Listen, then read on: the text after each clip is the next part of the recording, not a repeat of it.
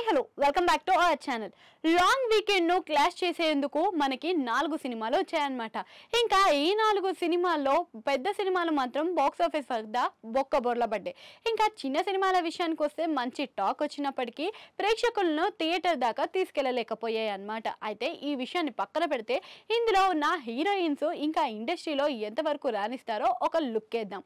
అయితే ముందుగా మనం మాట్లాడాల్సింది భాగ్యశ్రీ బొర్సే. ఈమె ఇండస్ట్రీలో ఫస్ట్ సినిమా అయినప్పటికీ కూడా ఈమె మంచి అందరితోని మంచిగా ఉండడం కాకుండా స్క్రీన్ ప్రెసెన్స్ కూడా చాలా బాగా ఇచ్చి అందరినీ ఆకర్షించింది ఈ ముద్దుగుమ్మ. ఇంకా ఈ విషయంలోనే ఆమెకి ప్లస్ పాయింట్ వచ్చేసి ఆమె స్క్రీన్ టైమ్. ఇంకా రవితేజతో మిస్టర్ బచ్చన్ రవితేజకు కలిసి రాకపోయినా కానీ ఈ ముద్దుగుమ్మకు మాత్రం బాగానే కలిసి వచ్చింది. హరీష్ శంకర్ చలువతో ఈమె ఇండస్ట్రీలో మంచి గుర్తింపు అయితే తెచ్చుకోగలిగింది. ఇక ఈమెకి టాలీవుడ్లో ఛాన్స్కి మాత్రం ఏమాత్రం కొలత లేదని కూడా చెప్పుకోవచ్చు. ఇదే లైనప్లో మనకి ఉంది కావ్య తాపర్. ఈమె బ్యాడ్ లక్ని బ్యాక్ పాకెట్లో పెట్టుకొని తిరుగుతుంది అనుకుంటా.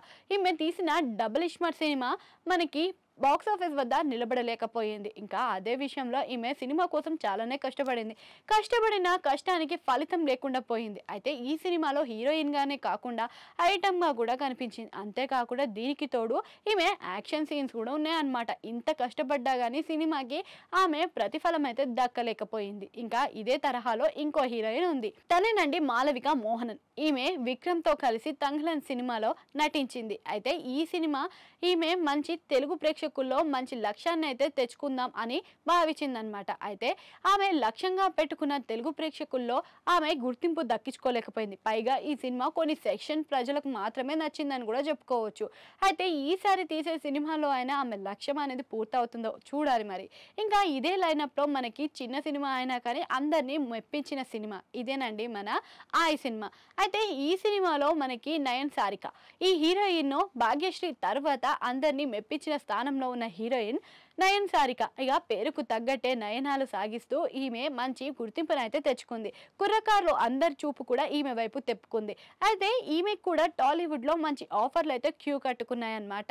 ఇంకా వీళ్ళందరిలో మాత్రం చూసుకున్నట్టయితే నలుగురిలో ముఖ్యంగా చెప్పుకోవాల్సింది భాగ్యశ్రీ బొర్సే అండ్ నయన్ సారిక. వీళ్ళు ఇద్దరు మాత్రం మంచి గుర్తింపునైతే అందుకున్నారు. ఆ తర్వాత కావ్య తాపర్ మాలవిక మోహనన్ మాత్రం వీళ్ళిద్దరు ఫెయిల్ అయ్యారనే చెప్పుకోవచ్చు. ఇంకా ఫ్యూచర్లో ఎలాంటి సినిమాలు వీళ్ళ నుంచి ఎక్స్పెక్ట్ చేస్తామో అనేది మాత్రం చూడాలి మరి. అయితే ఈ నలుగురిలో మీకే హీరోయిన్ నచ్చింది అది కామెంట్ సెక్షన్లో కామెంట్ చేయండి. అలానే గంట సింబల్ ఉంటే దాన్ని నొక్కేయండి.